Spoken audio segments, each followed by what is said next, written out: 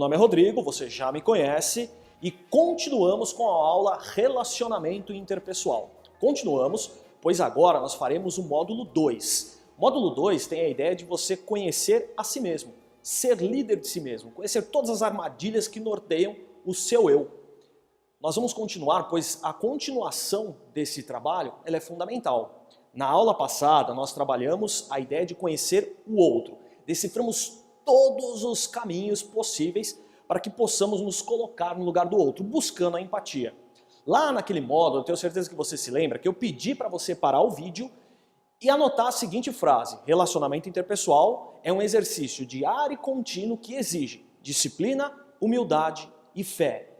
É um ato pelo qual nós teremos uma comunicação permissiva e sem segundas intenções. Lá naquele módulo, nós estudamos algumas lições. São elas. A primeira lição: a culpa é sempre minha. Se você não assistiu aquele módulo, talvez você esteja achando um pouco forte. Aliás, eu sugiro, volte e assista a primeira aula para que possamos continuar nessa. Mas lá, quando trabalhamos a primeira lição, a culpa é sempre minha, a ideia foi, primeiro trabalharmos Rosenthal e o seu ciclo de influência ou o seu efeito Pigmaleão. Lembra quando a gente falou que os meus pensamentos geram as minhas ações? E são essas ações que vão gerar pensamentos no meu interlocutor. E os pensamentos dele gerarão novas ações. Nós tendemos a continuar com os mesmos pensamentos, sem mudar nossa mente, continuando então com as mesmas ações, esperando de uma forma insana que o outro, que o interlocutor mude as ações, ou melhor, os pensamentos e depois as ações deles.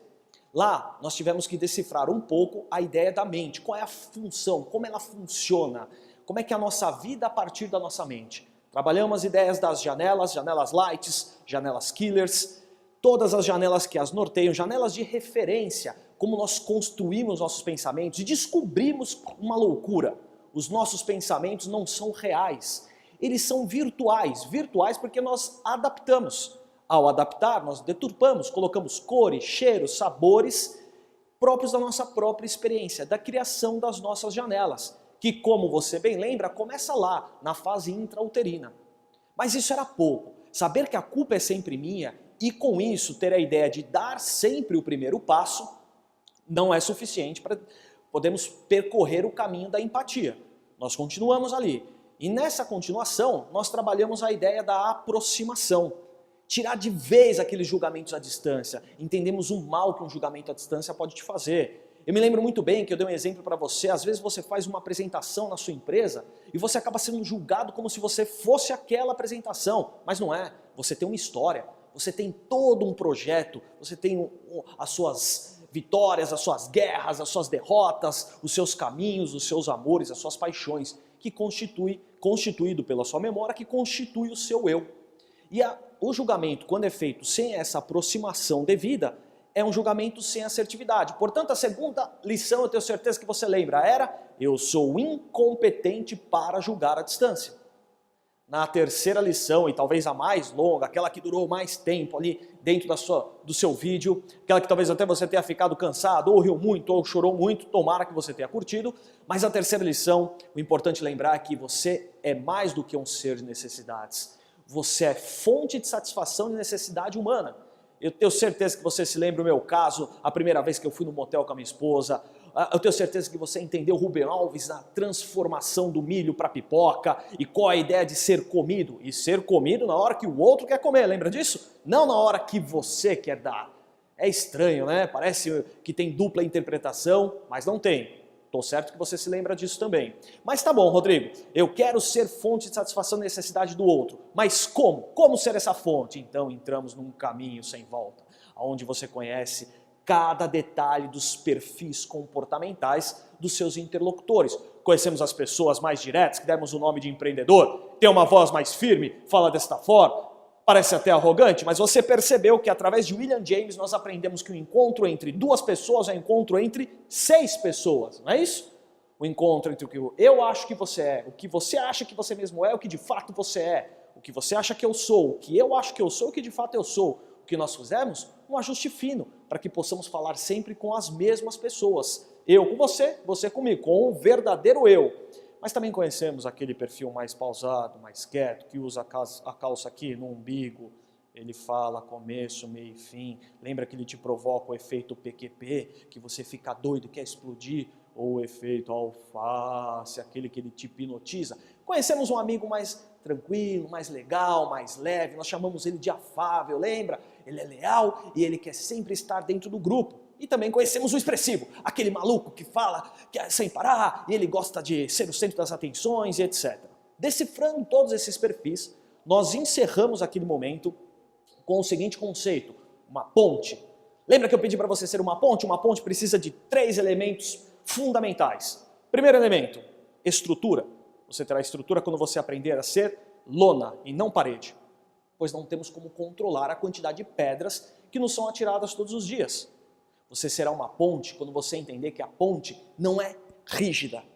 Ela tem molejo, ela tem flexibilidade. E fizemos uma analogia com o bambu chinês. Seja flexível. E para ser flexível você tem que crescer internamente primeiro e depois para fora. E a bipolaridade, entender a bipolaridade humana faz parte dessa estrutura toda proposta aqui nessa aula. Tudo isso, gente, eu tenho certeza que você lembra também, era em busca da tal palavra empatia. Eu não gosto de usar essa palavra em excesso, empatia, pois infelizmente deram uma conotação de facilidade a obtê-la. Não é fácil. É simples talvez de você entender o conceito, se colocar no lugar do outro, mas empatia é um milagre que tem no nosso sistema. Pois é, um milagre mesmo. Aliás, sabia que nem todos têm essa capacidade, ou nem todos desenvolvem essa capacidade empática, ela mora lá no nosso pré-frontal, mais especificamente no hipocampo. Um pequeno exercício sobre empatia, vamos ver se você está ligado para a gente começar esse módulo. Eu vou pedir para que você feche os olhos. Vamos supor que você esteja numa sala de aula e você está do lado de outras pessoas. Todos vocês que estão me assistindo, que forem homens, fechem os olhos e imagine que você acabou de mudar o sexo. Agora você não é mais homem, você acabou de se transformar numa mulher. E você, que é uma mulher, agora feche os olhos, se concentre, porque você acabou de virar homem, ok? Todos trocaram de sexo. Eu preciso que você pegue um papel e uma caneta e escreva 3 coisas que você não vai deixar de fazer essa semana, já que você mudou o sexo. Vou te dar 5 segundos para escrever.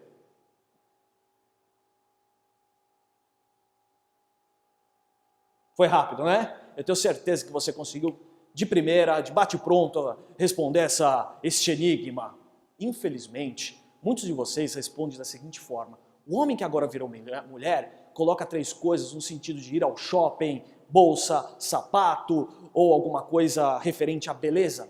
E você que era mulher e virou homem, eu estou certo que você colocou algo do tipo carro, futebol, cerveja com os amigos.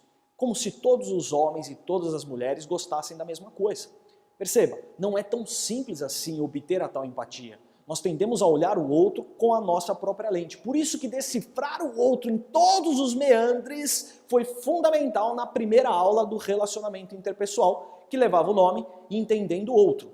Agora, nós continuaremos, porque tem uma parte considerável da empatia que depende única e exclusivamente de nós. Eu tenho uma notícia para vocês. Essa aula não vai ser tão engraçada como foi a outra. Se você ainda está esperando aquelas fantasias, os pulinhos e etc., talvez tenhamos um pouco menos. Aliás, eu tenho um pedido para você. Você percebeu que eu tenho barba? Eu uso aquela maquininha para aparar os fios da barba. Pegue uma maquininha parecida com ela e depile o seu coração. É uma boa ideia, porque você vai descobrir coisas sobre sobre você mesmo, que talvez não seja tão agradável assim. Mas ela é fundamental. Essa aula é recheada de exercícios, portanto, você vai fazer exercícios aí, clicando sempre no PDF, ao lado da sua tela, está sempre direcionado, e eu direcionarei aqui também no vídeo, e também pegue papel e caneta, porque muitos desses exercícios você vai precisar fazer junto comigo, num papel à parte. Combinado? E para começar essa aula, nós vamos começar assistindo um filme. Este filme vai rolar, o nome desse vídeo é O que você fará depois de assistir esse filme. Eu peguei esse vídeo lá no YouTube e o autor dele é o Flávio Siqueira. Espero que você curta e eu já volto para falar sobre ele. Difícil acordar hoje de manhã? Talvez você seja mais um entre os que negociam minutos a mais com o despertador.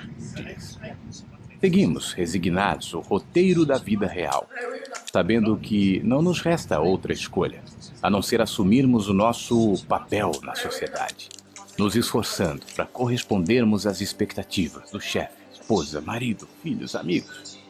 Mas, e você? O que espera? Construímos nossas vidas sobre estruturas que já estavam aqui quando chegamos. Afinal, todos fazem a mesma coisa sempre, certo? Acreditamos que não nos resta alternativa a não ser simplesmente aceitá-las. Vestimos os uniformes, penduramos os crachás, seguimos as regras, nos adequamos às demandas, pagamos os impostos, muitas vezes suprimindo o que de fato nos habita. Por que eu estou falando isso agora? Talvez para lhe questionar se esse caminho que você está agora é realmente o seu caminho. É nele que você gostaria de estar? Isso tem a ver com você de verdade? Essa é sua vida? Infelizes os que constroem seus dias a partir das necessidades financeiras, do medo, da culpa, preenchendo todas as suas ambições pelo desejo do reconhecimento alheio. Um dia você foi ligado na tomada e apareceu aqui. Sem nenhuma consciência foi gerado e cuidado para que chegasse até esse instante. Todos os seus caminhos se trouxeram para o hoje, para essa tela de computador, para esse lugar, nesse dia, nesse segundo. Saiba, foi você quem quis assim. E agora, para onde irá? Não me refiro exclusivamente à navegação pela net logo após você ver esse vídeo, mas também o que fará com o que está ouvindo. Como a maioria das mentes atuais, a sua está sobrecarregada de informações, mas qual delas guardará por considerar relevante? Será que você não está programado para arquivar apenas o que contribui para a manutenção do que já está? É você quem determina para onde vai a partir de suas escolhas. É você quem escolhe. Você. São suas prioridades que revelam que tipo de coração tem. Talvez você não veja agora outros caminhos. É possível que queira mudar algumas coisas, mas nem saiba como. Preste atenção. Isso vale para absolutamente tudo. Os caminhos, todos eles, existem em você. Aí dentro vivem todas as possibilidades que te transformariam em qualquer coisa. A única questão é você. Você vê. São seus olhos que iluminam seus passos, que definem o que você consegue enxergar. A luz que sai deles é a que habita seu coração. Seus caminhos revelam quem é você. Então, o que você precisa mudar? Independente do que seja, comece pela sua mente. Nada mudará de verdade se antes você não mudar sua mente. Alimente-a com o que faz bem. Sorva bons pensamentos, olhe por outras perspectivas, ouça boa música, leia bons livros, tenha pensamentos construtivos, enxergue o lado bom das pessoas. Se há bons pensamentos que habitem seu interior, abra mão da autovitimização, deixe de adular seus traumas. Fique perto de quem agrega, de tudo que construa um ser humano melhor e, principalmente, perdoe. Perdoe-se. Livre-se do gigantesco peso da mágoa, da vingança, do justicismo, seja ele de que natureza for. Se seu interior for bom, seus olhos também serão. E, consequentemente, seus caminhos também. Dificuldades e dores todos temos. Mas quando você está em paz, o choro não significa desespero. A dor não tangencia caminhos, a escassez vira apenas contratempo, oportunidade para amadurecer. Quer repensar seus caminhos? Então comece pelos caminhos que ninguém vê e que estão aí, dentro de você. Mude sua mente. Fazendo assim, todos, absolutamente todos os seus caminhos refletirão aquele que antes mudou em você. Não existem fórmulas mágicas, não sei quantos passos para não sei o que lá, ou qualquer outro ritual que substitua o fato de que seus caminhos refletem quem você é. Antes de mudá-los, mude sua mente. Você só precisa perceber.